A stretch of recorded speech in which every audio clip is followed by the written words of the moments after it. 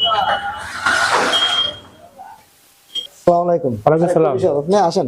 কেমন আছেন ভাই? আছি, ভালো আছেন? হ্যাঁ আলহামদুলিল্লাহ ভালো আছি। কি অবস্থা আপনার এখন? আছি ভালো। আপনার বইটাই পড়তেছিলাম, এইখানে ছিল। তাই নাকি? ধন্যবাদ, আমার খুব ভালো লাগলো ভাই। মনে করে আসলেন? আসলাম ভাই, যে ভান্ডারিতে মাঝে মাঝে আসি বই নিয়ে, চিন্তা করলাম ভাইয়ের সাথে দেখা করে যাই। তো আপনার কি অবস্থা এখন? দেখতে চলে কেমন? মোটামুটি আল্লাহ রহমতে। খুব ভালো।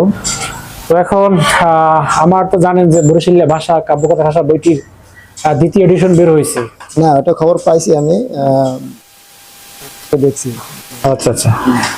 আসলে আমিও আনন্দিত যে আমার এই বইটা খুবই পাঠক মহলে সাড়া পাইতেছি। আপনি একজন লেখক, এটা আপনি জানেন যে আপনার এই অনুভূতিটা কি? এটা পড়ছি আসলে, বেশ কয়েকটা কবিতাই পড়ছি।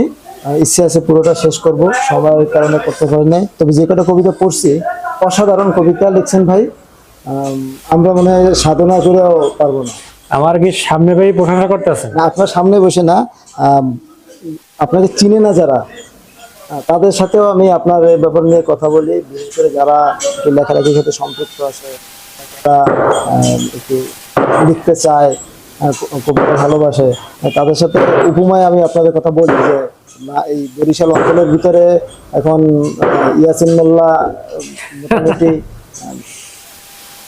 আসলে ভাই কি জানেন, আমি লেখালেখি করি ঠিক আছে, তবে আমার এই যে বইটা একটা ব্যতিক্রম বই। আপনি জানেন যে বরিশালের ভাষা কাব্যকথা ঠাসা, এই বইটা আসলে ব্যতিক্রম। কারণ বরিশালের আঞ্চলিক ভাষাকে আমি একটা শিল্পের রূপ দেওয়ার চেষ্টা করেছি, জানি না কতটুকু পেরেছি, তবে পাঠক মহলে আমি জায়গা থেকে আপনি সর্বোচ্চ চেষ্টা করছেন। জি জি জি, আমি বিশ্বাস করি যে আপনি যদি আরেকটু চেষ্টা করেন তাহলে আরো সুন্দর হবে ইনশাল্লাহ। তো আপনাদের মতো ভালোবাসা মানুষের কারণে আমি আরো অনেক দূর এগিয়ে যেতে পারবো। কারণ আমার এই বইটি ইতিমধ্যে অনেকেই একেবারে আপনার মতোই খুবই আন্তরিকের সহিত এবং ভালোবাসা দিয়ে বইটা গ্রহণ করেছে, এবং আমিও নিজেকে ধন্য মনে করি যে আপনাদের মতো মানুষরা আমার বইটি নেওয়ার জন্য।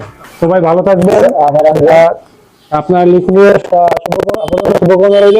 আমার জন্য দোয়া করবেন যাতে আমি আরো কবিতা লিখতে পারি, আপনাদের ভালোবাসা পেতে পারি। আচ্ছা, আপনার জন্য দোয়া রইল, এবং আপনার ভালোবাসা পেয়ে আমি ধন্য। ভালো থাকবেন, সুস্থ থাকবেন, আল্লাহ হাফেজ।